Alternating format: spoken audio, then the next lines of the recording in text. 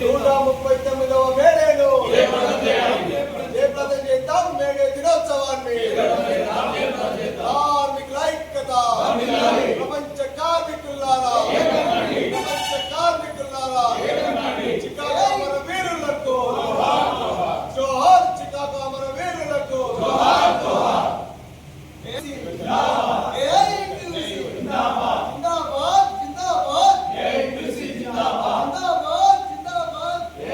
దేశవ్యాప్త సమ్మె మే 20వ తారీఖున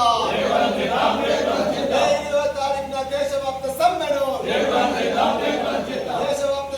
మే 20వ తారీఖున మోడీ మండి వైఖరి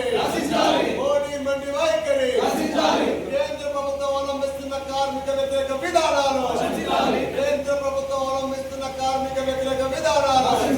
మొత్తంలో జరుగుతున్న ఏకైక పండుగ మేడే 139వ మేడేను సింగరేణి వ్యాప్తంగా అన్ని బావులలో డిపార్ట్మెంట్లలో కార్మిక వాడల్లో వీధుల్లో జెండాలు ఎగురవేసి అదేవిధంగా బ్యానర్లు కట్టుకొని ర్యాలీలు సమావేశాలు సభలు పెట్టుకొని మేడేకి సంబంధించిన ఇంపార్టెన్స్ను యువ కార్మిక వర్గానికి తెలియజేయడానికి రేపటి 139వ మేడేను సింగరేణి కాలేజ్ వర్కర్స్ ఆధ్వర్యంలో ఘనంగా జరుపుకోవడం జరుగుతూ ఉంది.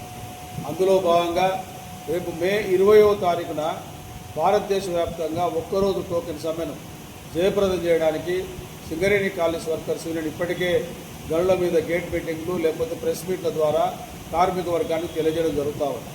ఈ యొక్క సమ్మె ముఖ్య ఉద్దేశం ఈరోజు ఏదైతే కేంద్ర ప్రభుత్వం 4 లేబర్ కోడ్లను 29 చట్టాలను పక్కకు పెట్టి అందులోంచి 4 లేబర్ కోడ్లను తెచ్చి కార్మికుల యొక్క హక్కులు రాకుండా చేయడానికి సంబంధించిన ఏకైక లక్ష్యంతో చేస్తున్న నరేంద్ర మోడీ కుట్రలను భగ్నం చేయడానికి లేకపోతే విత్డ్రా చేసుకోవడానికి ఈరోజు భారతదేశ వ్యాప్తంగా సుమారు 60-70 కోట్ల కార్మిక వర్గం రేపు సమ్మెలో పాల్గొంటూ ఉన్నారు మే 20న. దానికి సంబంధించి ఇప్పటికే కోల్ ఇండియా వ్యాప్తంగా 5 జాతీయ కార్మిక సంఘాలు ప్రాంతీయ కార్మిక సంఘాలు 5వ తారీఖున కూర్చొని 5 బొగ్గలను ఎట్లా బంద్ చేయాలని చెప్పి ఇప్పుడు కసరత్తు చేస్తూ ఉన్నారు. అందులో భాగంగా సింగరేణిలో కూడా ఇప్పటికే గనుల మీద మీటింగ్లు పెడతా ఉన్నాం. దీన్ని అర్థం చేసుకోవాలి.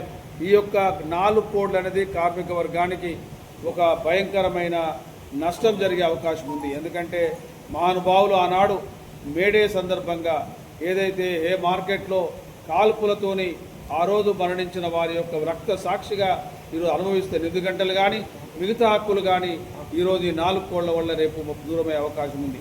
ఈరోజు ఏదైతే ఒక కార్మికుడు నష్టం జరిగినా ఇంక్రిమెంట్లు కట్ అయినా డిస్మిస్ అయినా ఈరోజు న్యాయస్థానంలో మాట్లాడుకొని ఈరోజు కోర్టులో పిలివేసో లేకపోతే పిటిషన్ వేసో ఈరోజు ఆయన వారి హక్కును తిరిగి పొందుతూ ఉన్నాడు.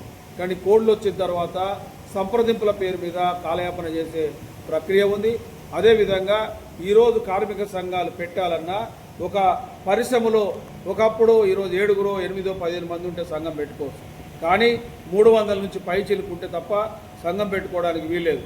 అంటే చిన్న పరిశ్రమలో ఈరోజు సంఘాలు పెట్టుకోవడానికి అవకాశం లేని విధంగా ఈరోజు ఈ యొక్క చట్టబుల్ కోడ్లు వస్తూ ఉన్నాయి.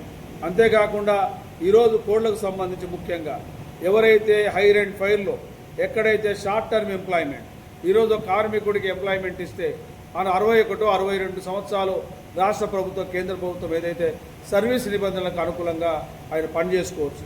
కానీ రేపు ఈ యొక్క లాభాల వల్ల ఏ కోళ్ల వల్ల మేనేజ్మెంట్కు సర్వాధికారాలు కట్టబెడితే 5 ఏళ్లకు షార్ట్ టర్మ్ ఎంప్లాయ్మెంట్ అని చెప్పి వారి గ్రాట్యుటీ లేకుండా CMPF లేకుండా చేస్తున్న కుట్రలు కూడా ఈరోజు మనం అర్థం చేసుకోవాలి. అందుకనే ఈ యొక్క సమ్మెలో అసంఘటిత రంగం, రైతులు, స్టీలు, అదేవిధంగా విద్యుత్తు, అదేవిధంగా అనేక రకాల ప్రభుత్వ పరిశ్రమలు, ప్రైవేటు పరిశ్రమలు, అదేవిధంగా అసంఘటిత రంగ కార్మికులు, బొగ్గని కార్మికులు ఈ సమ్మెలో పాల్గొనబోతూ ఉన్నారు.